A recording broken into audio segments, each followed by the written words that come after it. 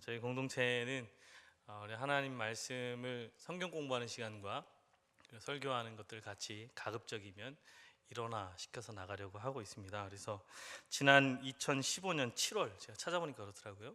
7월 둘째 주부터 마태복음 1장이 시작하였는데 장장 한 8개월 정도의 그런 기간을 이렇게 마무리하는 장면에 이제 서게 되었습니다. 특별히 주님의 십자가의 죽으심을 묵상한 이 사순절 기간을 이렇게 보내게 되면서 이 같은 부활의 장면을 묵상하는 것은 어떻게 생각해 보면 더욱더 큰 위로와 또 소망을 갖게 하는 그런 우리에게 힘을 준다 할 수 있을 것 같습니다.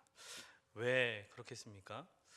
끝을 알면 두려움이 없다라는 누군가의 말처럼 정말 주님의 고난 당하심과 또 그의 마지막이 세상적 시각으로만 바라본다면 악랄한 죄인의 형틀인 십자가에서 그렇게 무기력한 모습으로 비참한 최후를 맞이한 것이 예수님의 마지막 모습이었겠지만, 그러나 그러한 모습이 끝이 아니요 주님의 말씀처럼 사흘 만에 사망과 어둠의 권세를 이기시고 그렇게 부활하신 예수님을 우리가 목도하기 때문에 더욱더 그러하다 할 것입니다.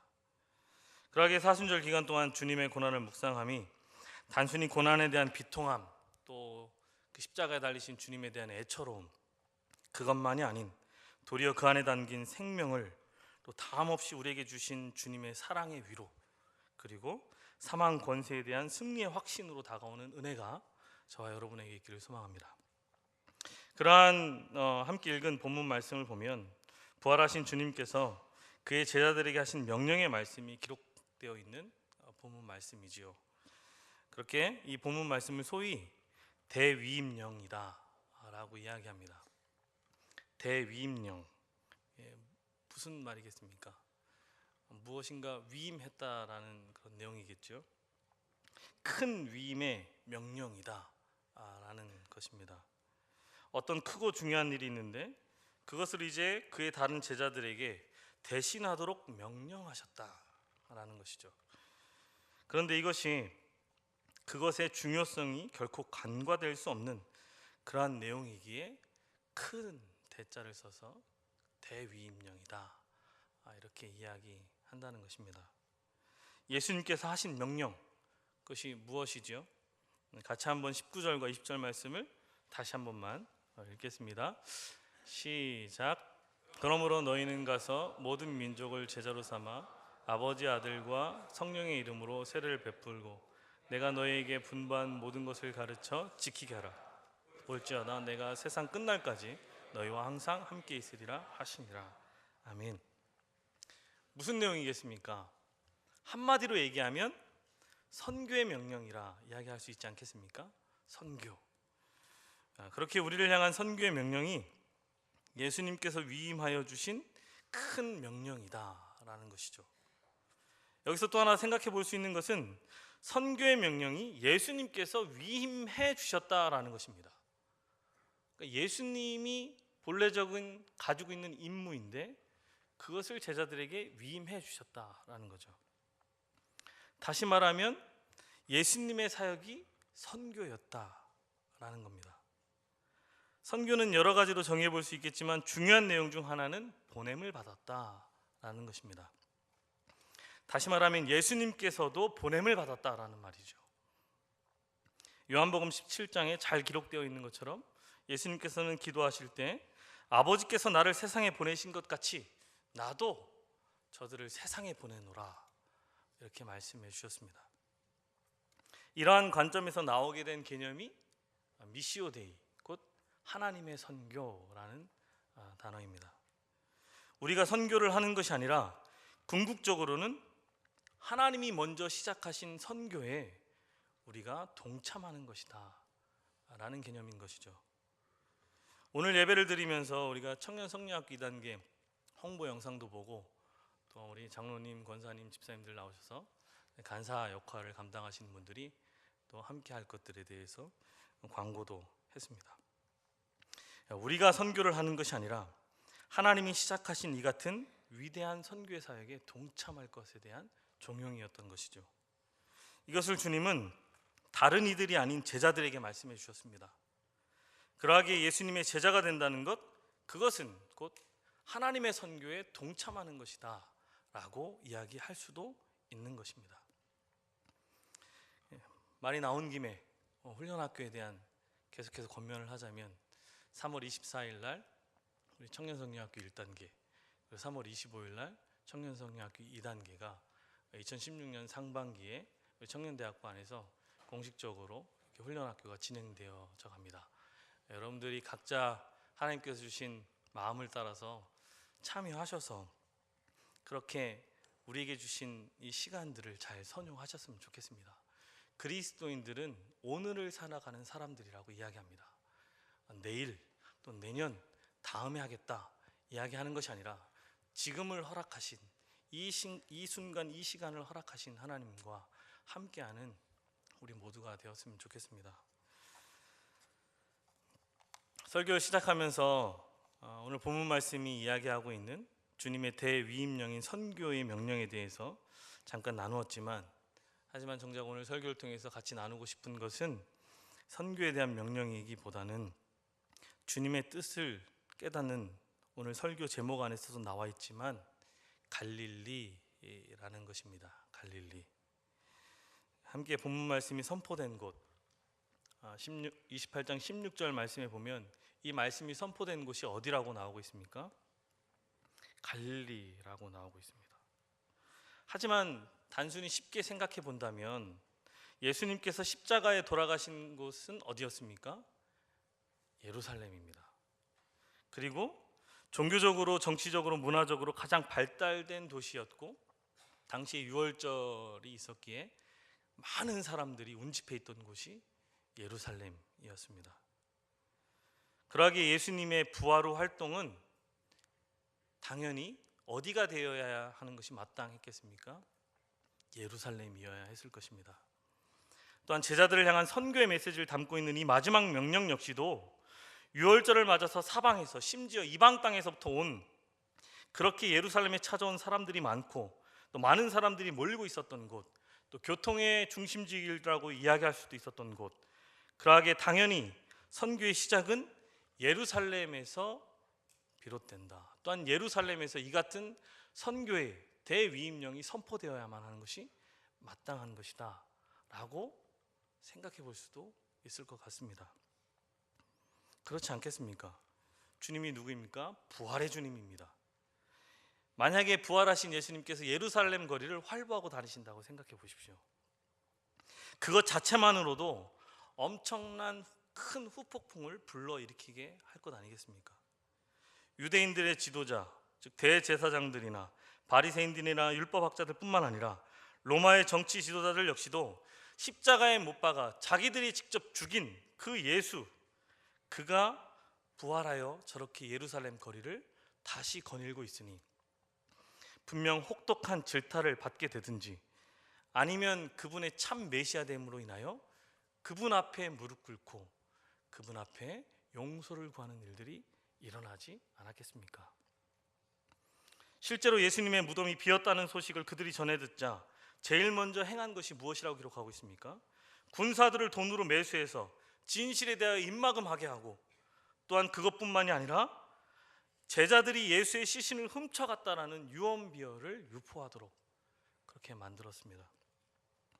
상황이 이쯤 되었으니 예수님의 예루살렘 거리 활보는 말 그대로 부패한 유대 종교 지도자들과 로마의 정치 지도자들을 그냥 말할 것 없이 단 한 방에 보내버릴 수 있는 그러한 놀라운 일이 될 것이었습니다. 그렇게 그들이 두려워하던 밀란을 촉발시킬 수 있는 아주 좋은 기회였고, 이것은 결국 각 나라에서 왔던 순례객들이 그들의 나라로 돌아가서 그들이 보고 들은 사실을 전함으로 말미암아 자연적인 선교의 사역을 이루게 할 수도 있었던 기폭제와 같은 역할을 충분히 하기에도 납득할 만한 내용이지 않았겠습니까? 그런데 왜 주님께서는 예루살렘에서 제자들을 불러 모으시고 이 같은 마지막 선교의 명령을 행하시지 않으시고 그렇게 보통의 사람들이라면 꿈꿀 만한 시나리오대로 행동하지 않으셨느냐 하는 것입니다. 그분은 분명 인간의 시나리오가 아닌 철저한 하나님의 계획에 의해 행동하신 분이셨습니다. 예수님께서는 십자가의 사건이 있기 전에 이미 앞으로 되어질 일들에 대해서 제자들에게 말씀해 주시면서 다음과 같이 말씀해 주셨습니다. 마태복음 26장 31절로 32절의 말씀입니다. 그때 예수께서 제자들에게 이르시되 오늘 밤에 너희가 다 나를 버리리라. 기록된 바 내가 목자를 치리니 양의 떼가 흩어지리라 하였느니라. 그러나 살아난 후에 너희보다 먼저 갈릴리로 가리라. 예수님은 자신이 잡히시면 가장 먼저 제자들이 배반할 것을 아셨습니다. 그들이 흩어지고 그렇게 제자의 삶에서 실패할 것을 아셨다는 것이죠. 그래서 제자들에게 내가 살아난 후에 너희들보다 먼저 갈릴리에 가 있겠다라고 말씀하셨던 것입니다. 예루살렘에서 그렇게 실패를 맛본 저들이 결국은 어디로 도망가겠습니까? 물론 처음에는 예수님의 십자가의 사건 때문에 그들 자체도 잡힐까 두려워 예루살렘 곳곳에 구석구석 숨어 있었던 것이 있었습니다. 그러나 결국은 갈릴리로 갈 수밖에 없는 것이었죠. 마태복음 28장 7절은 또한 또 빨리 가서 그의 제자들에게 이르되 그가 죽은 자 가운데서 살아나셨고 너희보다 먼저 갈릴리로 가시나니 거기서 너희가 배우리라 하라. 보라 내가 너희에게 일렀느니라 라고 이야기합니다. 뒤이어 10절에서도 역시 부활하신 예수님께서 제자들에게 직접 말씀하십니다. 무서워하지 말라. 가서 내 형제들에게 갈릴리로 가라 하라. 거기서 나를 보리라 하시니라 말씀하십니다. 이 같은 여러 말씀들을 보게 되면 제자들이 갈릴리로 가야 할 이유가 있었고 또한 주님 역시도 그 같은 사실을 아셨다라는 것을 생각해 볼 수 있습니다. 그렇게 예수님께서는 그곳에서 무언가 제자들에게 허락된, 제자들에게 예비된 은혜와 그 어떠한 복을 주시길 원했다라는 것이죠. 이 시간은 바로 그것을 생각해 보고자 하는 것입니다. 신약 성경엔 사도들과 또 그들을 통해 전해진 복음과 또 그들의 삶과 역사를 기록해 놓은 책이 있습니다. 바로 우리가 마태복음 다음에 이어서 또 성경 공부도 하고 또 설교 말씀도 듣고 같이 묵상해 볼 책이죠. 사도행전입니다. 그래서 나름 깨어있는 그리스도인들이라면 자신의 삶이 이 시대를 위한 또 하나의 사도행전이 되기를 소망하기도 하고 또 기도하기도 하고 또 그런 삶을 살아야겠다라고 노력하고 힘쓰고 있기도 합니다. 그래서 이제 서울의 한 교회에서는 이러한 모토를 액츠 29라 해서 사도행전은 28장에서 멈춰서는 안 되고 우리의 삶을 통해서 29장이 계속 써내려져 가야 한다는 그런 운동을 펴기도 합니다. 이 중에 많은 분들도 또 그러한 모토 가운데 또 도전이 돼서 우리들도 그런 삶을 살아야지 라면서 기도하셨던 분들도 있으리라 생각합니다. 좋습니다. 하지만 이게 소위 말하는 신사도 운동이라는 것으로만 변질되지 않는다면 참 바람직하고 우리네 그리스도인들의 지향점이 되어야 될 것이라고 생각됩니다. 그런 사도행전을 다음 주부터는 하게 됩니다. 기대를 가지시고 목장에도 참여하시고 또 말씀을 묵상하시는 모든 우리 청년들 다 되었으면 좋겠습니다. 이처럼 오늘날 큰 위로와 도전이 되는 사도행전도 실은 사복음서와 분리되어서는 생각할 수 없는 내용이다라는 것이죠. 분명 그 연장선 안에 놓여져 있습니다. 다시 말하면 사도행전 1장에 의해서 사도행전의 그 시작되었지만 사도행전 1장은 복음서들의 마지막 장과 맞물려 있다라는 것이죠. 그 중에서 요한복음을 보면 마지막 장인 21장의 내용하고의 연속선상에서 또한 확인해 볼 수 있는데요. 부활하신 예수님께서 갈릴리에 가셔서 제자들에게 하신 일이 무엇인가 하니 요한복음 21장은 이렇게 기록합니다. 그가 갈릴리에서 제자들을 만나 제자들을 불러 모으시고 또 제자들의 대표격인 베드로에게 말씀하시지요. 네가 나를 사랑하느냐? 내가 나를 사랑하느냐? 네가 나를 사랑하느냐? 한 번도 아니고 연거푸 3번을 계속해서 물으십니다. 그러한 동일한 질문을 3번씩이나 되풀이해서 물으시면서 그렇게 그 같은 질문을 통해서 예수님께서는 낙심하고요 물고기가 아닌 사람을 낚는 어부가 되리라 하시며 그들을 부르셨던 그들을 향한 소명과 그 사명을 일깨워 주십니다. 그렇게 하나님의 양무리를 맡겨주시기 위해 그 기초를 다시 새롭고 견고하게 제자들을 만들어 가셨다라는 것이죠. 어디에서요? 그들을 부르셨던 곳, 그 사명을 맡겨주셨던 그곳에서 말입니다. 그렇게 뒤이어 사도행전이 시작되고 있습니다. 온 유대와 사마리아와 땅끝까지 이르러 내 증인이 되라 하시는 주님의 명령에 순종하는 자의 삶이 되어 그들이 기록되어 있습니다. 그런데 주님께서는 이 같은 땅끝을 향한 도전적 메시지를 전해주신 그 무대로 앞서도 얘기했던 것처럼 유대의 중심, 종교적 중심이라 이야기할 수 있는 예루살렘이 아닌 갈릴리를 선택하셨다는 것입니다. 다시 말해 땅끝을 명령하신 주님께서 그 땅끝의 시작점으로 삼으신 곳이 바로 갈릴리요, 사도행전의 그 서막 역시도 갈릴리였다는 것입니다. 좀 더 확장시켜보면 갈릴리 없는 땅끝 역시 생각해 볼 수 없고 갈릴리 없는 사도행전은 존재할 수도 없었다라고까지 이야기할 수도 있는 것입니다. 이처럼 예수님께서 갈릴리를 소중히 여기시고 제자들의 사역의 시작점을 갈릴리로 삼으신 이유가 무엇이었겠습니까? 갈릴리가 무슨 우리 근처에 있는 계룡산처럼 도인들이 많이 나오는 곳이어서 그곳에 가면 전기를 잘 받으니까 결코 아니죠. 성경에 이야기하는 대로 옛 선지자들의 말에 무슨 나사렛에서 선한 것이 나겠느냐라고 얘기했던 말이 있습니다. 그저 변방에 알려지지 않은 시골에 불과한 작은 지역에 불과했던 것이죠. 주님께서는 그런 갈릴리로 제자들을 돌려보내시고 그곳을 땅끝을 향한 시작점으로 삼으셨습니다. 그 이유는 다름 아닌 그곳이 제자들의 삶의 터전이었기 때문이었습니다. 그들의 일터가 갈릴리에 있었고 그들의 가정 또한 갈릴리에 있었습니다. 바로 그 삶의 현장을 땅의 끝으로 삼으셨고 그렇게 시작할 수 있도록 열어두셨던 것입니다.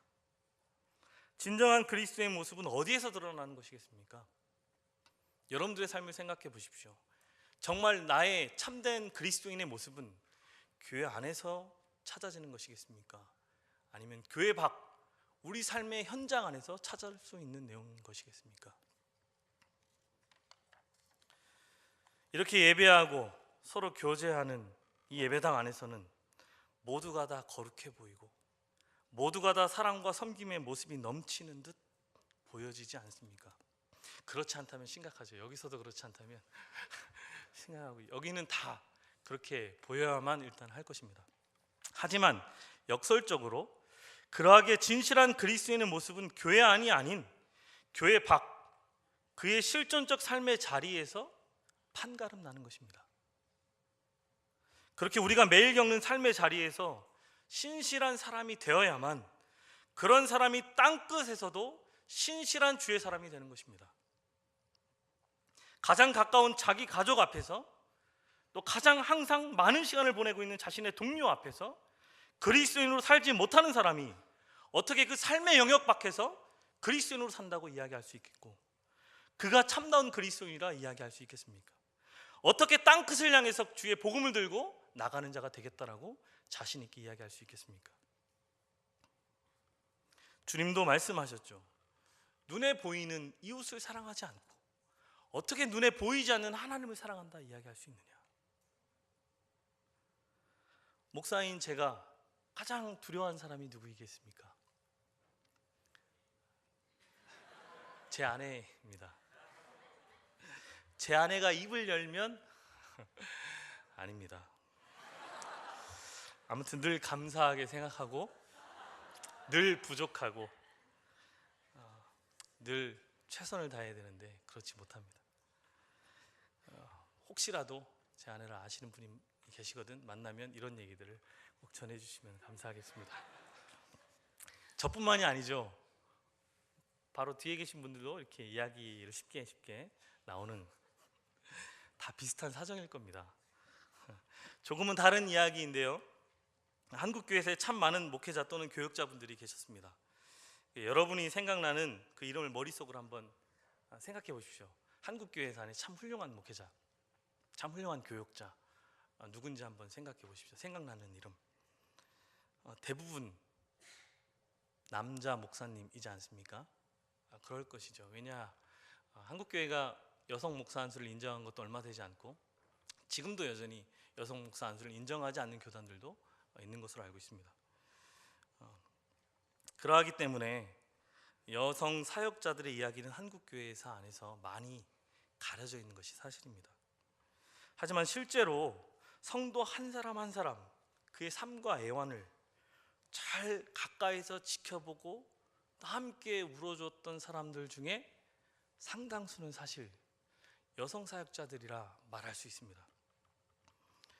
그렇게 이러한 1세대의 여성 사역자들, 여교역자들이 이제 많이 하나님의 부름을 받아서 이 땅을 떠나가고 있습니다. 이런 모습을 안타까이 여긴 한 장신대 교수님께서 이런 여성 사역자들의 그들의 인생, 또 교회 안에서의 삶, 또 사역, 결국은 그들을 통해서 하나님이 일하신 것들에 대한 기록을 남겨야겠다라고 생각을 했습니다. 그래서 출판사하고 접촉을 해서 출판사가 흔쾌히 또 하겠다 했고 학생들과 함께 이 작업을 했습니다. 그래서 이 책이 우여곡절 끝에 나오게 되었습니다. 그런데 좀 말들이 있었다고 합니다. 왜냐하면 책 제목 때문이었는데요. 책 제목이 무엇이었겠습니까? 여교역자 입을 열다. 여교역자 입을 열다였습니다. 이 제목 때문에 말이 많았다는 것이요. 입을 열어서 하나님의 일하심에 대해서 이제 증언하는 것으로 제목은 여교역자 입을 열다 했는데 이제 그 인터뷰에 응했던 여교역자님들이 심우했던 교회 담임 목사님들이 혹여라도 그럴까봐 우리는 늘 가까이 있는 사람들 앞에 약한 것을 보게 되고 내가 서 있는 삶의 자리 안에서 연약한 우리의 실존을 보게 되는 것이죠. 근데 아무튼 이 책은 참 은혜롭습니다. 기회가 된다면 시중에서 구입해서 또 읽으시면 좋을 것 같습니다. 성경 속에 예수님의 이 같은 선교 지상적 명령을 가장 잘 그것도 탁월하게 수행해낸 사람이 있습니다.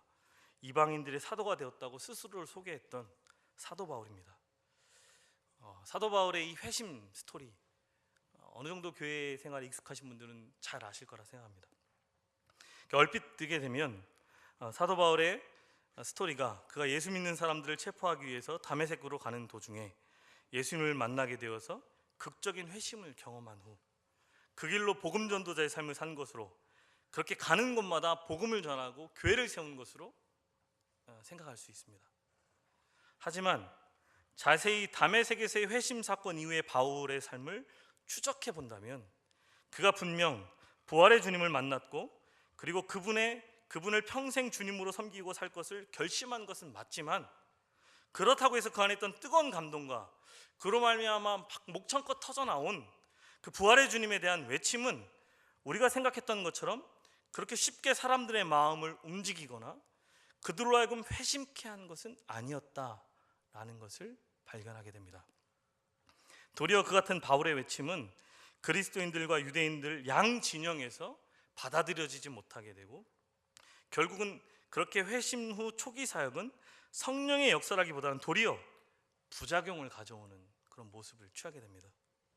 결국 바울은 아무런 열매도 얻지 못한 채 도망하기에 급급했고 그 길로 그는 아라비아 광야로 가서 그곳에서 3년간의 기록으로 남아있지는 않지만 아마도 혼자만의 주님과만의 동행, 경건의 훈련 그 시간을 가졌을 것 같습니다. 그리고 그 후 다시 예루살렘으로 그가 올라왔습니다. 다른 제자들과 함께 복음을 전하고 싶은 열정 때문이었겠죠.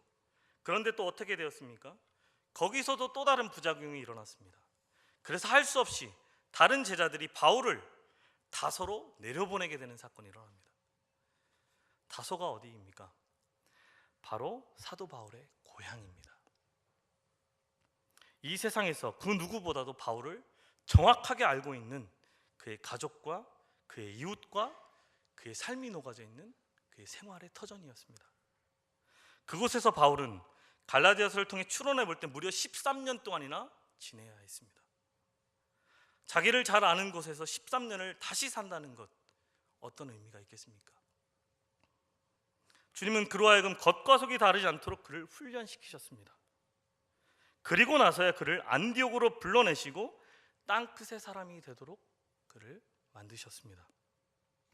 신실한 갈릴리 사람으로 성숙해졌을 때에야 비로소 주님은 사도 바울 그 역시도 쓰셨던 것입니다. 예수님은 그 역시도 삶의 터전은 나사렛 갈릴리였습니다. 갈릴리에 당신의 가족이 있었고 그리고 목수셨던 그분의 일터가 있었습니다. 그렇게 예수님 역시도 종교의 중심지 예루살렘을 그분의 공생의 시작으로 또 그 공생의 터전으로 삼지 않으시고 바로 갈릴리로부터 그분의 공생애를 시작하셨습니다.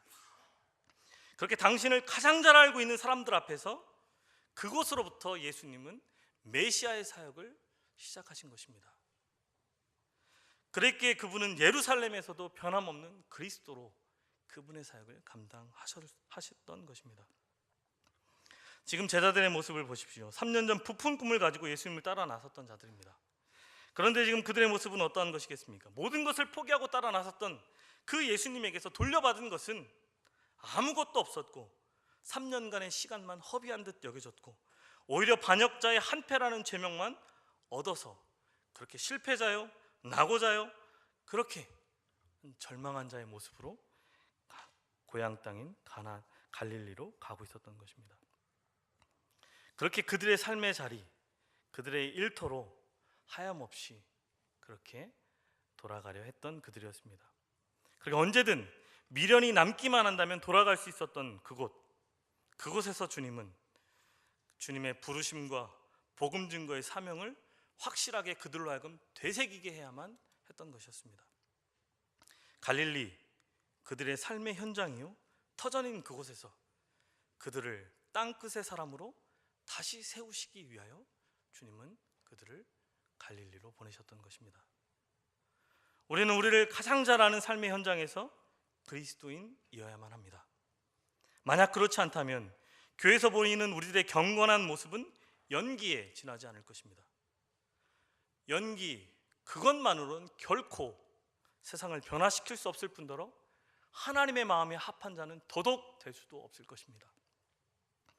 이런 의미에서 이 시간 함께 예배하는 우리 모두는 다시 갈릴리로 돌아가야만 할 것입니다. 우리의 기쁨의 웃음과 슬픔의 눈물과 열정의 땀이 녹아져 있는 삶의 자리로 말입니다. 우리는 그곳으로부터 그리스도인이 되어야만 하는 것입니다. 그곳이 바로 주님의 이 같은 명령을 이루기 위한 땅의 끝의 시작이요 성령의 역사가 쓰여지는 장소가 되어야 하는 것입니다. 여러분의 갈릴리, 우리 삶의 자리는 어디입니까? 바로 캠퍼스와 연구실과 직장과 일터에 속한 모든 곳, 또한 우리네 가정이지 않습니까? 캠퍼스는 새 학기를 맞아서 새로움에 대한 기대와 사람들로 가득 찹니다. 연구실과 직장, 큰 변화는 감지될 수 없겠지만 그래도 긴 겨울을 뒤로하고 새롭게 만물이 생동하는 봄의 기운이 흘러가고 있습니다. 이렇게 이분법적으로 신앙과 삶을 분리되면 안 되는 곳, 그것이 바로 갈릴리. 곧 주님이 우리를 만나주시고 회복시키시고 우리로 하여금 땅을 향해 예배해 두신 곳, 그곳이 된다는 것입니다. 우리네 그리스도인됨과 그 향기, 어디에서 그것을 보고 맡을 수 있어야만 하는 것이겠습니까? 바로 우리들의 삶의 자리인 캠퍼스든 연구실이든 일터 속이든 소중한 사람과 함께하는 가정이든 그곳에서 환하게 빛나야 하는 것이고 그곳에서 아름답게 향기롭게 진동해야 하는 것이야만 하는 것입니다.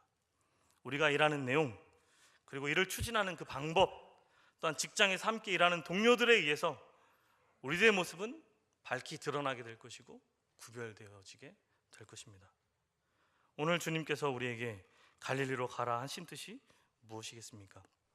바로 우리가 있는 이 현장에서 하나님의 거룩을 살아내라는, 그렇게 하나님의 선교에 동참하라는 요청인 것입니다.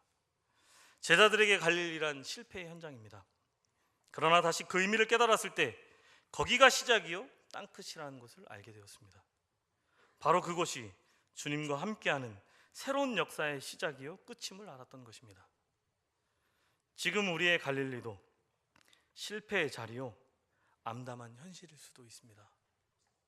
그러나 바로 거기가 다시 시작해야만 하는 자리요.